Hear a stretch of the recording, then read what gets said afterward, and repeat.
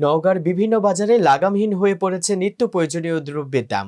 কোনোভাবেই কমছে না এইসব দ্রব্যের মূল্য। সাধারণ মানুষের ক্রয় ক্ষমতার বাইরে চলে যাচ্ছে প্রতিটি পণ্যের দাম। বিশেষ করে সবজির বাজারে দেখা দিয়েছে ভয়ানক আগুন। সম্প্রতি জেলা সদর সহ দেশের উত্তর অঞ্চলের সবজির দাম দ্রুত বেড়ে যায়। বাজার ঊর্ধ্বগতির জন্য সবজি বিক্রেতারা আমদানিকে, অপর দিকে কয়েক দিনের অতিবৃষ্টিকে দায়ী করলেও বাজার মনিটরিং না হওয়াকে দায়ী করছেন ক্রেতারা। তাদের দাবি, এখন অতিবৃষ্টির কারণে সবজির আমদানি অনেক কম, কিন্তু বাজার মনিটরিং না থাকায় দাম বেশি নিচ্ছে বিক্রেতারা।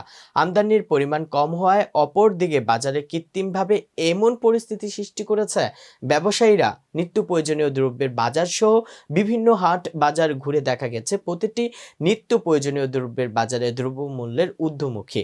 কোনোভাবেই কমছে না প্রয়োজনীয় দ্রব্যের দাম। এতে দিশেহারা হয়ে পড়েছেন খেটে খাওয়া মানুষেরা। বাজার করতে গিয়ে চরম বিপাকে পড়ছে দিন এনে দিন খায় এমন লোকজন। মঙ্গলবার সকালে আত্রাই উপজেলার বিভিন্ন হাট বাজার সহ একমাত্র প্রতিদিন সকাল থেকে রাত্রি পর্যন্ত কেনাবেচার হাট বাজার সাহেবগঞ্জ বাজার ঘুরে দেখা গেছে পটল 40 টাকা, বেগুন 70 টাকা, করলা 60 টাকা, ফুলকপি 120 টাকা, কচু 40 টাকা, বরবটি 60 টাকা। একই বেড়েছে বিভিন্ন শাকসবজি। এছাড়া পেঁয়াজের দাম 180 টাকা বেড়েছে। গত কয়েক দিনেই বেড়েছে ডালের দাম। মসুর ডাল 130 থেকে 140 টাকা, মুগ 80 থেকে 90 টাকা, ছোলা 70 থেকে 80 টাকা, শুকনা মরিচ 200 টাকা। আত্রাই উপজেলার সাহেবগঞ্জ গ্রামের ক্রেতা মোহাম্মদ নুরুল ইসলাম মিয়া জানান, কাঁচা বাজারের কোনো শাকসবজির দাম 40 টাকার নিচে নেই।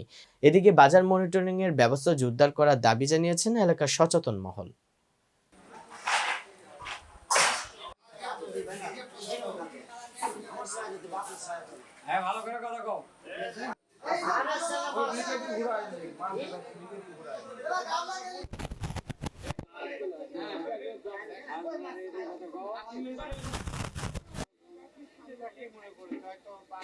দর্শক, ভিডিওটি ভালো লেগে থাকলে অবশ্যই লাইক কমেন্ট শেয়ার করে কাজী টিভি নিউজ 24 এর সাথেই থাকুন এবং সবার আগে সকল আপডেট পেতে ভিজিট করুন www.kazitv news24.com।